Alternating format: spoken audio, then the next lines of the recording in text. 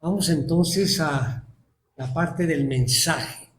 No sin antes vamos a colocar este tiempo en las manos del Señor en oración. Inclinemos nuestros rostros y digamos: Señor, amado Padre Celestial, te damos las gracias, Señor, por la oportunidad, el privilegio que tenemos esta mañana de poder reunirnos como familia para conocer más de esa tu voluntad revelada. Venimos, Señor, ante ti con corazones deseosos de alimentar nuestra vida con tu verdad. Danos hoy, Señor, entendimiento, humildad y fe, que podamos ver en este estudio la obra de Jesucristo en nuestras vidas y que produzca en nosotros esa verdadera confianza en su poder, en su autoridad.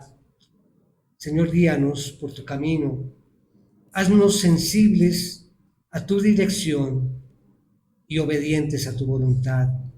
Todo esto te lo pedimos en el nombre de nuestro Señor Jesucristo. Amén. Bien, mis hermanos, en esta mañana vamos a acercarnos a un momento íntimo y doloroso del Señor Jesucristo. Estoy hablando de Getsemaní. Yo sé que cuando escuchamos esta palabra, Getsemaní, inmediatamente viene a nuestras mentes quizás ese huerto, ese jardín. Pero no solamente era un huerto, sino era un campo de batalla. Ahora bien, permítanme comenzar este mensaje mirando algunos versículos en la Biblia. Solamente voy a hacer la referencia, no va a ser el tema base de nuestra meditación esta mañana. Pero quiero resaltar ese dolor y sufrimiento de Jesucristo, que lo menciona la Biblia en varias partes. Y quiero conectar ese dolor y sufrimiento a la cena del Señor, la cual vamos a participar en esta mañana. Y es así como el profeta Isaías, allí en Isaías 53, profetizó que el Mesías iba a ser varón de dolores. Dice allá en Isaías 53, 3, la primera parte: fue despreciado y desechado de los hombres, varón de dolores y experimentado en aflicción. Experimentado en aflicción. Los evangelios registran también que Jesús lloró por la dureza del corazón de Israel. Allí en el Evangelio de Marcos 3:5 dice: y mirando con enojo a los que lo rodeaban y entristecido por la dureza de sus corazones. Ahora también la superficialidad de los dirigentes religiosos de Israel. Allí en Marcos 8:12 dice: suspirando profundamente en su espíritu, ¿por qué pide señal esta generación? Y ante la tumba de Lázaro, el versículo más corto de la Biblia, Juan 11:35, Jesús lloró. Y por Jerusalén, Lucas 19:41, cuando Jesús se acercó al ver la ciudad, lloró sobre ella. Bien, estos son algunos de esos momentos en que el dolor y la tristeza fueron expresados allí por Jesús. Pero el dolor más extremo que experimentó Jesús fue allí en Getsemaní, la noche antes de su muerte. Dice allí en Hebreos 5:7, dice, Cristo en los días de su carne, habiendo ofrecido oraciones y súplicas con gran clamor y lágrimas al que lo podía librar de la muerte, fue oído a causa de su temor reverente. Con esta introducción, mis hermanos, y ya con este mismo sentir de la imagen de Jesús en medio de la aflicción, del dolor y del sufrimiento, los invito a que veamos ahora sí en la porción bíblica base de este mensaje. Encontramos en el Evangelio de Lucas, capítulo 22. Vamos a leer del versículo 39 al 46. Dice así la palabra del Señor. Saliendo Jesús, se encaminó como de costumbre hacia el monte de los Olivos, y los discípulos también lo siguieron. Cuando llegó al lugar, les dijo, oren para que no entren en tentación. Y se apartó de ellos como a un tiro de piedra, y poniéndose de rodillas oraba, diciendo, Padre, si es tu voluntad, aparta de mí esta copa, pero no se haga mi voluntad, sino la tuya. Entonces se apareció un ángel del cielo que lo fortalecía, y estando en agonía oraba con mucho fervor, y su sudor se volvió como gruesas gotas de sangre que caían sobre la tierra. Cuando se levantó de orar, fue a los discípulos y los halló dormidos a causa de la tristeza, y les dijo, ¿por qué duermen? Levántense y oren para que no entren en tentación. La tristeza de Jesús al enfrentar la muerte como portador del pecado, eso está más allá de toda comprensión. Es un reto, digamos, ver esta descripción y poder entenderla, porque lo que Jesús soportó es absolutamente único y no hay ninguna situación parecida en la experiencia humana. El pastor y teólogo John MacArthur dice lo siguiente, abro comillas, dice, el relato de su tentación en el huerto confronta a quienes lo leen con un profundo misterio. Los deja pasmados por la agonía de Cristo al enfrentar en la cruz la ira del Padre y asombrados por la intensidad de la más grande de todas las batallas contra la tentación. Termina allí la cita. Bien, con esto en mente, os invito a que me acompañen a ver 3 puntos en el desarrollo de este mensaje que hemos titulado Ora antes de que la tentación te alcance. Como todos nuestros mensajes, hay una idea principal que estaremos repitiendo a lo largo del mensaje. En esta ocasión, nuestra idea principal es la siguiente.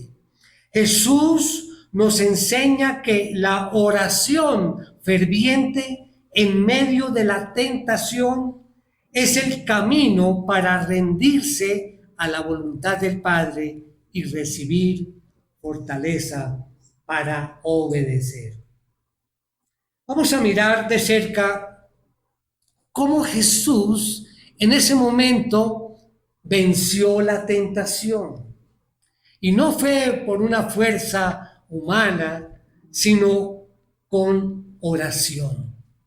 A través de una oración ferviente y la rendición total a la voluntad del Padre. Esa es la clave para vencer la tentación. Oración y rendición total a la voluntad del Padre.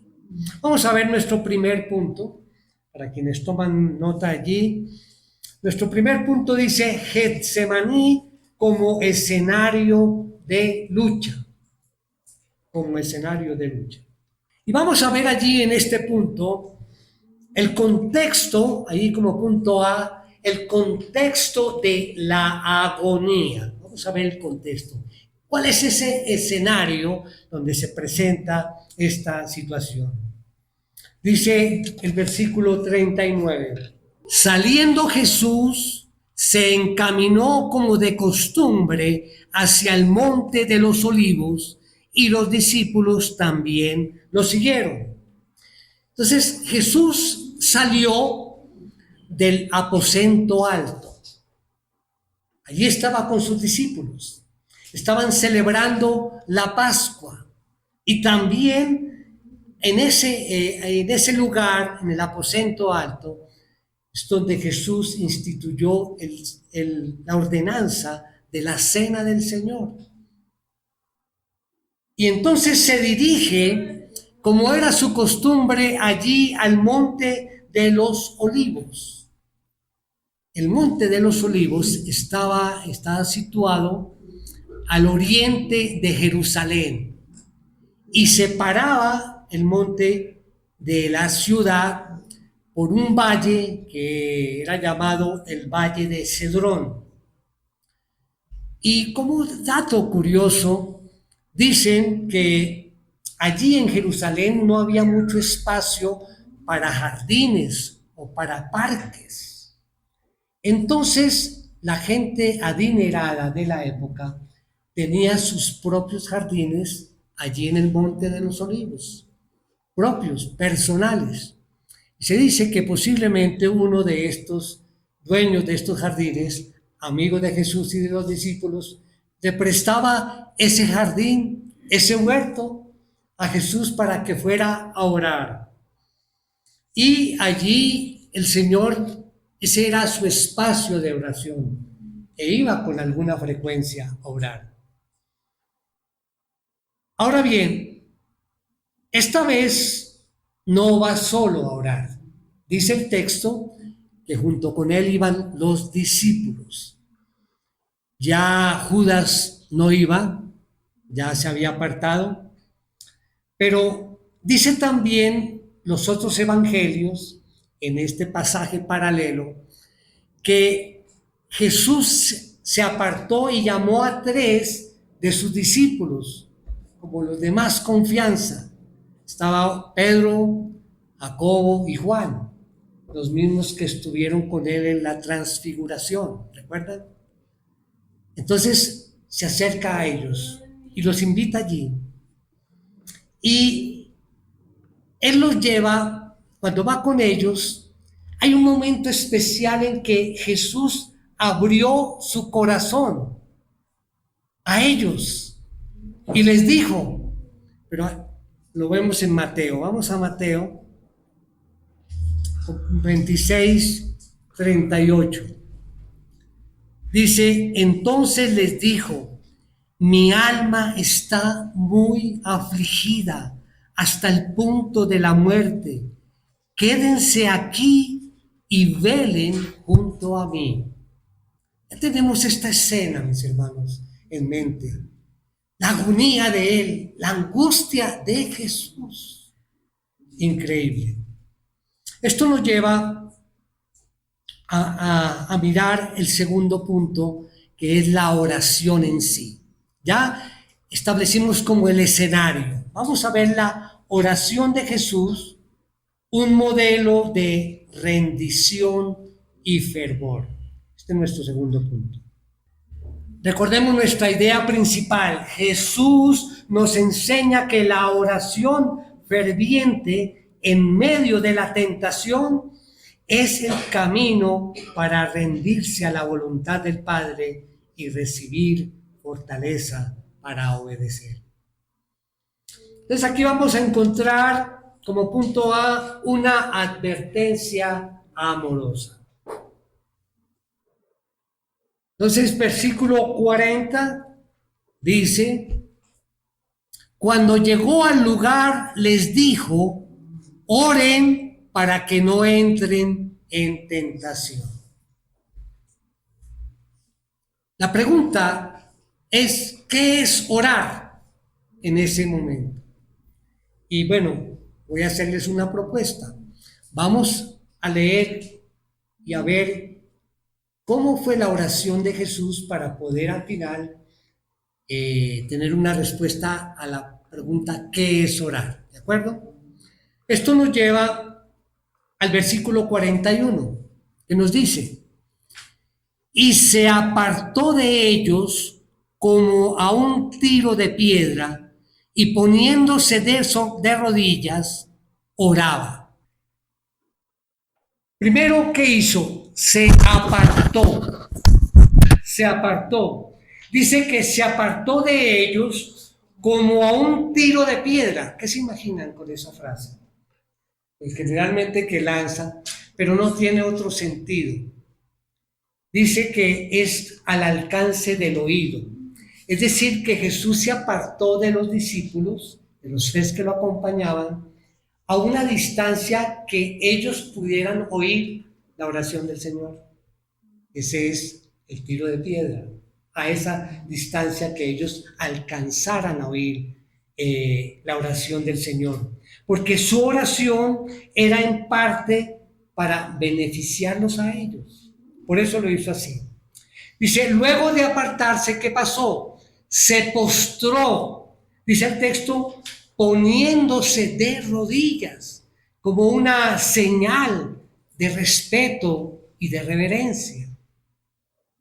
Y no solamente se postró, hablaba, porque dice el texto, oraba diciendo, o sea, hablaba con su Padre, como una muestra de lo claro y lo consciente que él estaba de a quién se estaba dirigiendo cuando estaba orando. Y diciendo allí, en el versículo 40, dice, diciendo Padre, Padre. Esa era la conexión de él. Y viene entonces un momento de intensidad emocional. Ese es nuestro punto B, intensidad emocional.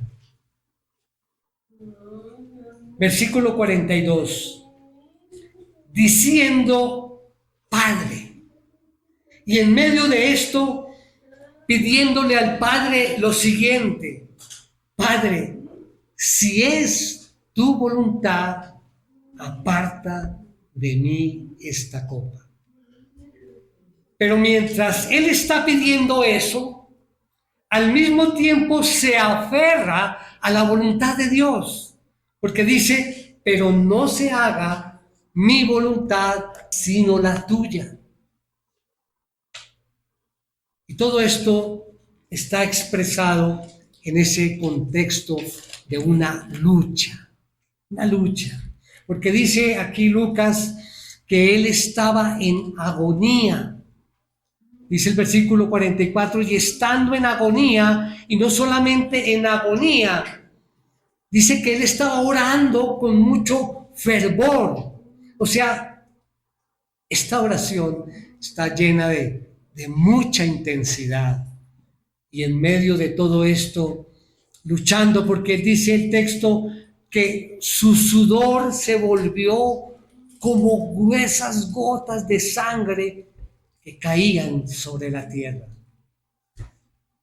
¿Se dan cuenta? Mire todo lo que sacamos de la pregunta, ¿qué es la oración? Aquí nos lo dice perfectamente la actitud del Señor en ese momento.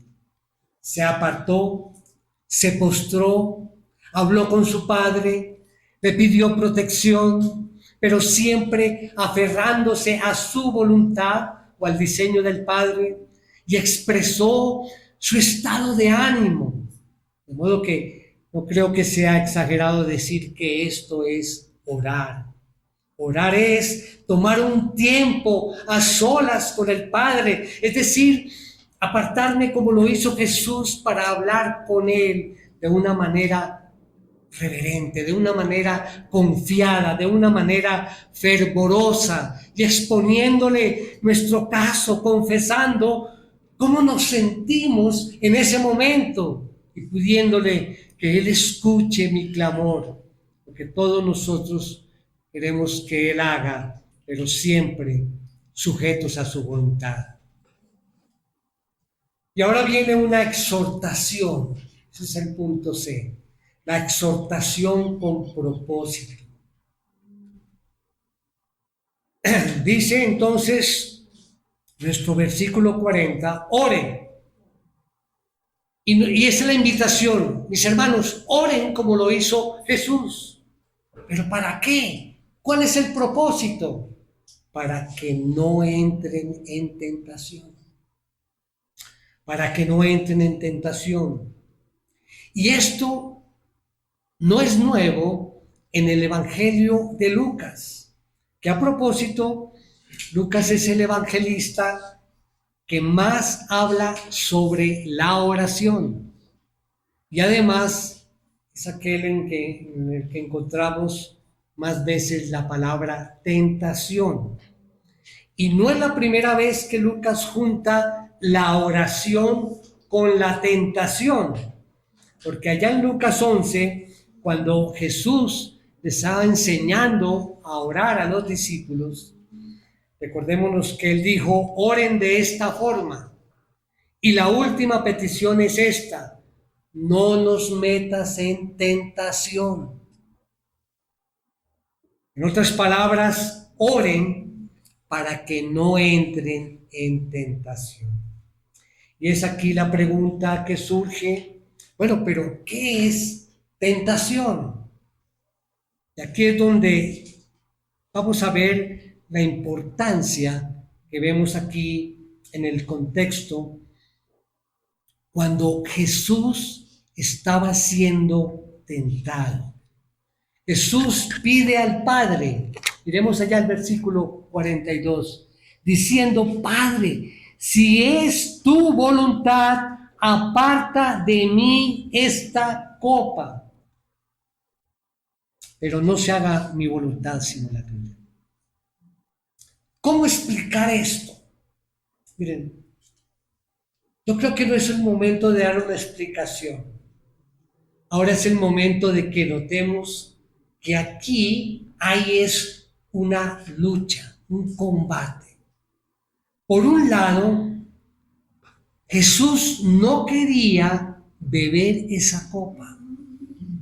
No quería enfrentar el sufrimiento que se acercaba. Pero al mismo tiempo, Él sabía que era la voluntad de su Padre, porque eso estaba escrito.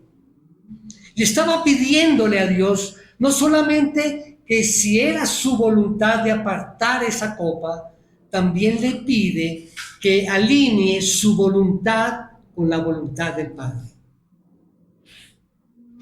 Hay aquí una lucha. Jesús, en su naturaleza humana, siente el peso de lo que viene y no quiere beber esa copa, la copa de la ira de Dios.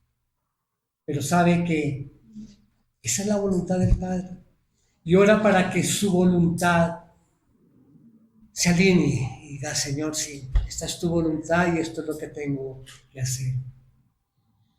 ¿Cómo aplicamos eso en nuestra vida? Este es un caso muy extremo, por supuesto, Jesús enfrentando la ira de Dios. Pero, ¿cómo lo aplicamos para nuestras vidas? Bueno, quizás en nuestro trabajo, en medio de nuestro trabajo, te ves tentado o tentada a sacar ventaja, por ejemplo, de una negociación con un cliente, dice, aquí puedo yo aumentar el precio, puedo quedarme con algo. Esa es la tentación. Y tienes allí la oportunidad de hacer eso. Es muy fácil. pero tú sabes cuál es la voluntad del Padre. Tú lo sabes, lo piensas, sientes la intención de hacerlo, pero inmediatamente recuerdas cuál es la voluntad del Padre. Lo que quiero simplemente recordarles es que así como Jesús fue tentado, nosotros también somos tentados y debemos reaccionar inmediatamente ante esa tentación. ¿Qué hizo Jesús cuando fue tentado? ¿Y qué debemos hacer nosotros en ese momento? ¿Qué hizo? Orar. Se arrodilló a orar al Señor. Y aquí viene una parte que quiero explicar, y es cuando el texto nos dice que el Señor le dijo: aparta de mí esta copa. De pronto no comprendemos qué significa realmente, aparta de mí esta copa. Bueno, metafóricamente hablando, la palabra copa se utiliza aquí en la Biblia tanto para señalar la bendición como para señalar la maldición. ¿Sabían esto, mis hermanos? Bueno, dice el Salmo 23:5. Vamos allí. 23:5 dice: tú preparas mesa delante de mí en presencia de mis enemigos. Has ungido mi cabeza con aceite, mi copa está rebosando. ¿Qué creen que está hablando? ¿De bendición o de maldición? De bendición, claro, de bendición. Es una copa de bendición. Dice: has ungido mi cabeza con aceite, mi copa está rebosando. Es de bendición. Pero extrañamente también se utiliza esa palabra copa para referirse a la ira de Dios y a la maldición. Miremos el Salmo 11:6. ¿Qué más atrás? 11:6 dice: sobre los impíos hará llover carbones encendidos, fuego, azufre y viento abrasador. Será la porción de su copa. Ay, maldición. Recuerdo maldición. En varias ocasiones, entonces, la palabra copa se refiere para bendición, y en varias copas, en varias palabras se utiliza la palabra copa como maldición. Ahora, mis hermanos, piensen conmigo.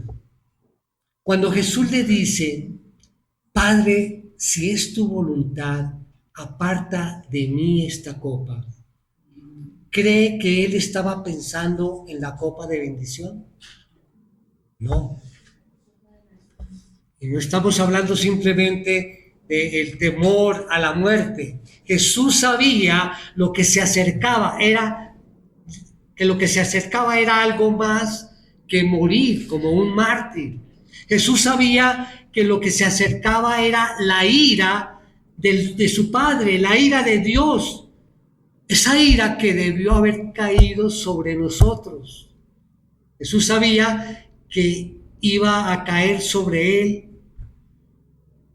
Y de entrada, mis hermanos, lo que estamos diciendo es que Jesús tenía que beberse la copa de ira para que tú y yo nos podamos beber la copa de bendición. Era la copa de ira la que nos correspondía, pero él se la bebió.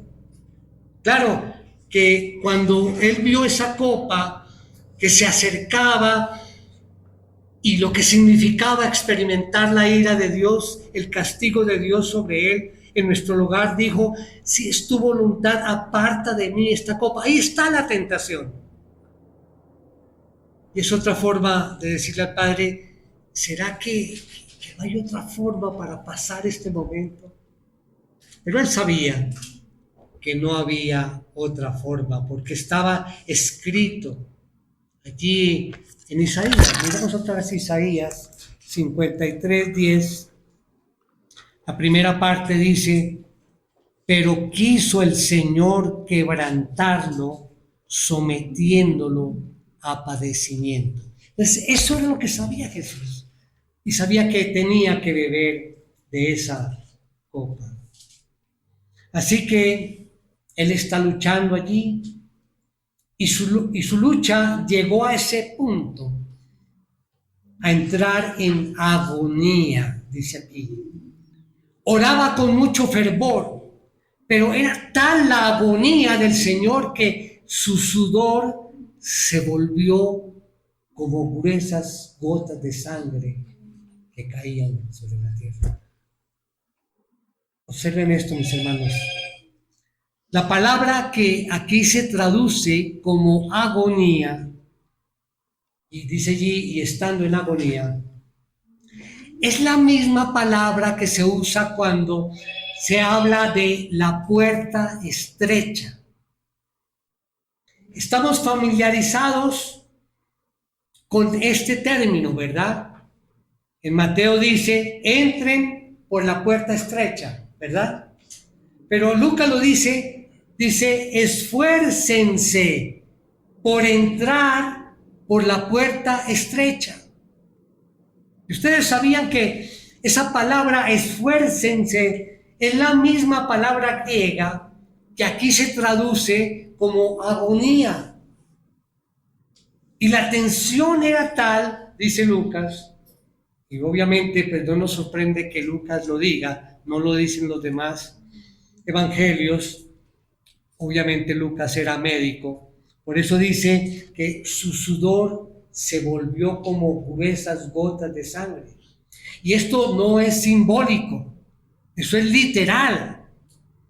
Hematidrosis se produce cuando los vasos sanguíneos capilares que alimentan las glándulas sudoríparas se rompen, causando que la sangre se mezcle con el sudor. Esta condición generalmente ocurre en situaciones de estrés emocional o físico extremo. Eso fue literal. Así de grande fue la lucha de nuestro Señor. Mis hermanos, ¿vamos a permanecer inertes?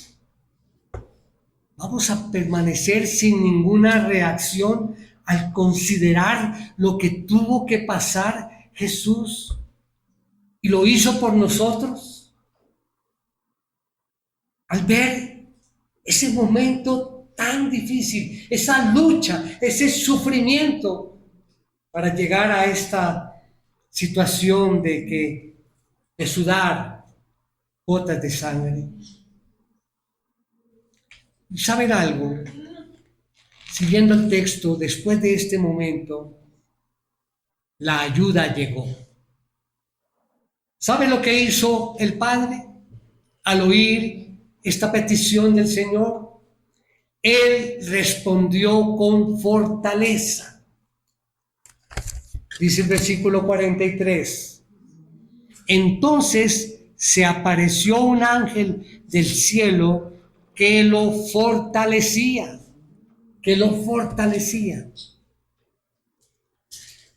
Aquí cuando estaba preparando el mensaje, viene a la mente muchas cosas, ¿no? Y acá dice ángel. La palabra ángel significa mensajero. Y esto es glorioso cuando uno lo piensa y dice, bueno, Jesús, el Hijo de Dios, Dios mismo, en ese momento de humillación, en ese momento de debilidad, permitiendo que un ángel del cielo que venía de parte del Padre, venga a traerle palabras de fortaleza y de consuelo. Esa es la humildad del Señor. Es un ejemplo también para nosotros. Bueno, ¿y saben qué pasó? Que él recibió la fortaleza. Se levantó de allí con determinación. ¿A qué? A hacer la voluntad del Padre. Se paró de ahí con la firme determinación de beberse esa copa que tú y yo merecíamos. Esa era la determinación. Así llegó la respuesta divina. Ese es el punto 3. La respuesta divina y el llamado final. Recordemos la idea principal. Jesús nos enseña que la oración ferviente en medio de la tentación es el camino para rendirse a la voluntad del Padre y recibir fortaleza para obedecer. Ya con lo que hemos visto entendemos más la idea principal, ¿verdad? Y aquí se presenta una nueva escena, pero es de repetición. Porque cuando Jesús recibe la fortaleza y él se para y vuelve otra vez donde estaban los discípulos, resulta que los encontró durmiendo. Versículo 45 y 46. Cuando se levantó de orar, fue a los discípulos y los halló dormidos a causa de la tristeza. Y les dijo: ¿por qué duermen? Levántense y oren para que no entren en tentación. Vuelve y repite. Para que no entren en tentación. Y aquí dice a causa de la tristeza. Lucas es el único evangelista que menciona esto, la tristeza, que la tristeza los durmió, ¿sí? Que dice ya, y los halló dormidos a causa de la tristeza. Jesús, sabiendo que hay situaciones o tristezas que paralizan a la persona, en este caso los durmió. Por eso repite la exhortación. O sea que la oración no solo vence la tentación, sino también vence la tristeza. Jesús venció porque oró, y tú también puedes vencer si oras. Y volvemos otra vez a la exhortación inicial. Oren para que no entren en tentación. Si vemos allí el versículo 40, nos dice así: oren. Dice, cuando llegó al lugar les dijo, oren para que no entren en tentación. Y el versículo 46, ¿por qué duermen? Levántense y oren para que no entren en tentación. Lo dice 2 veces. Y en el medio de estas 2 frases, ¿qué encontramos?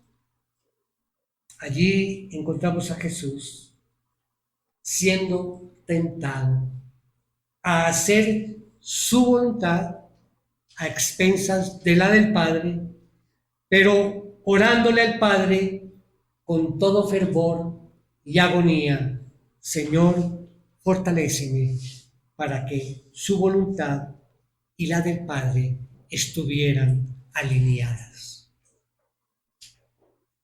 ¿Y qué sucedió?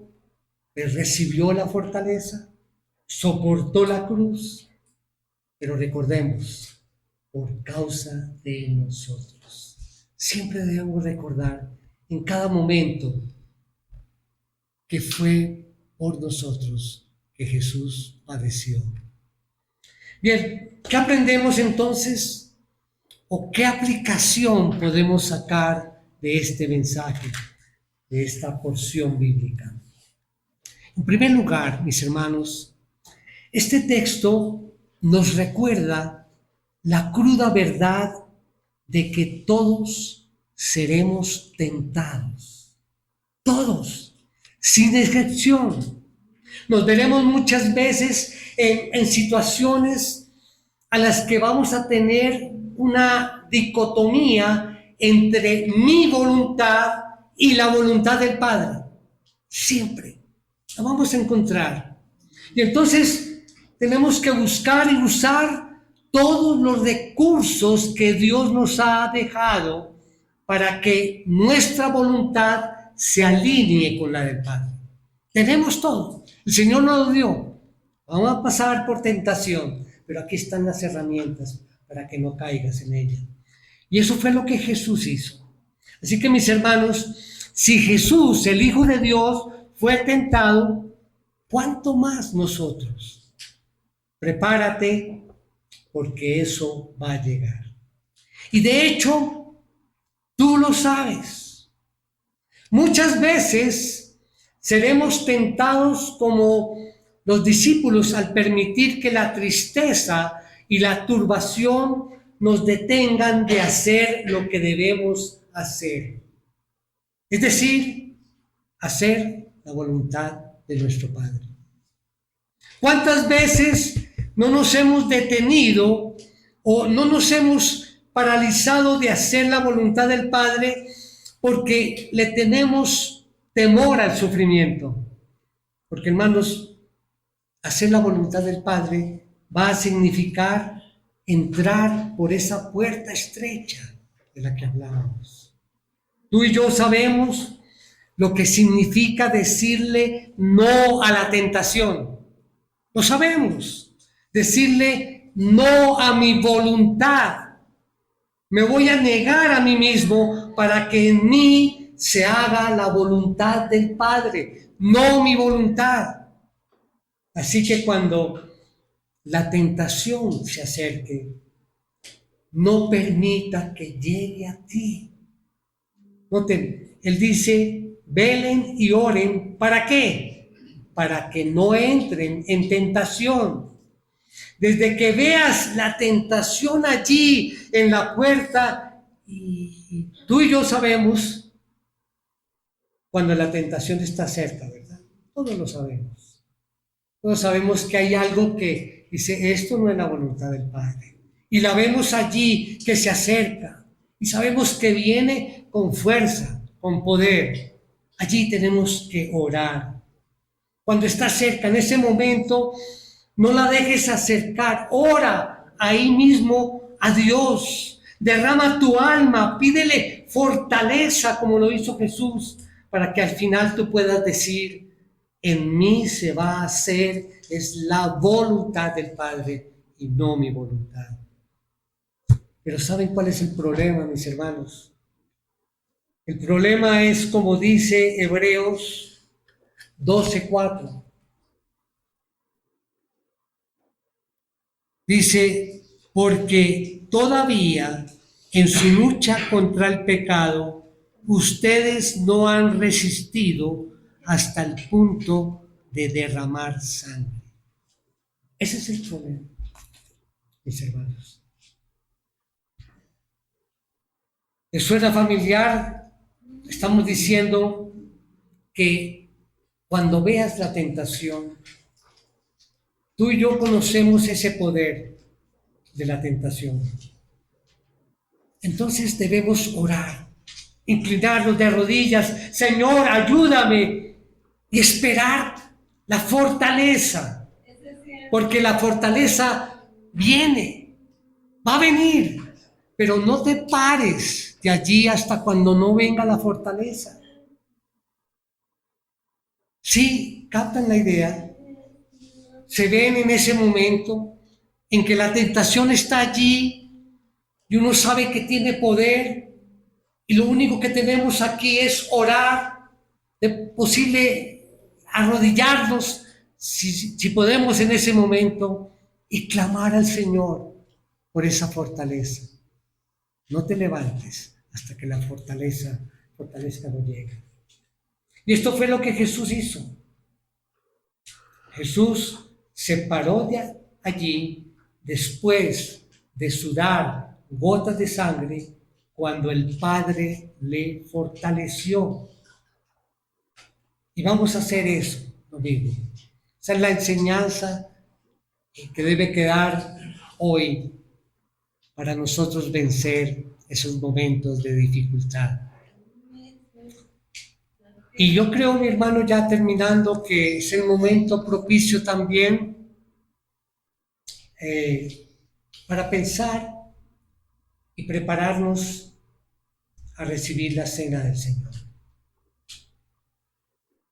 Vamos a comer de ese pan, recordando ese cuerpo partido de Cristo, y beber del jugo, del fruto de la vid, para recordar su sangre derramada.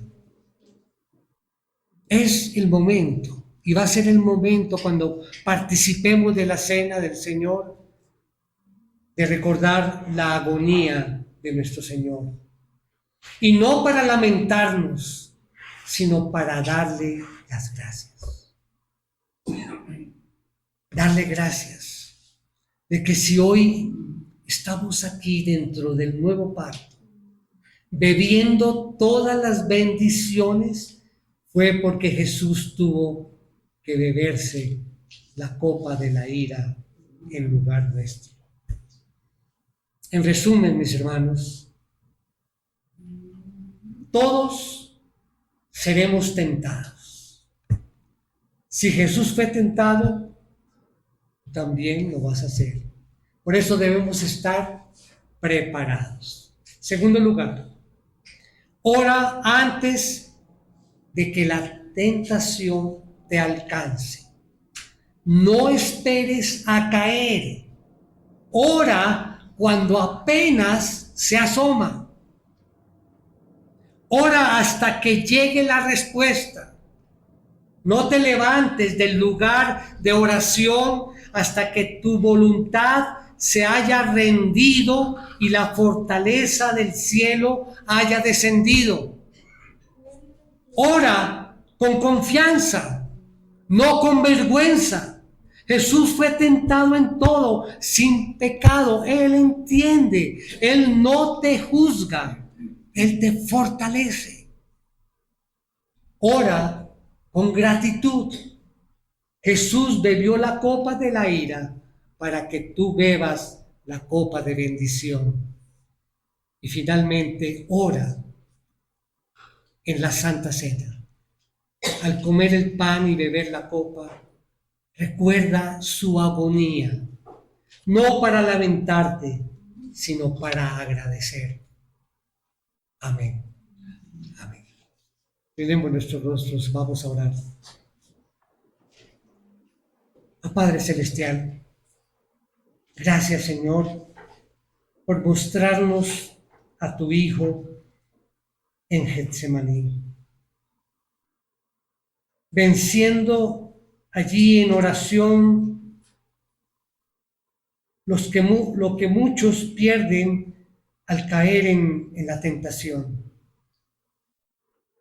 Ayúdanos, Señor, a buscarte con reverencia, con fervor y dependencia, que nuestras rodillas dobladas sean parte de nuestra vida y el reconocimiento a tu misericordia, a tu fidelidad, Señor. Ayúdanos a rendirnos como Jesús se rindió allí, en el buen sentido de la palabra, rendido a orar, así como Jesús oró, Señor, y a confiar, así como Jesús confió, que en cada tentación, Señor, corramos inmediatamente hacia ti, Señor, y podamos recibir el oportuno socorro. Gracias, Señor.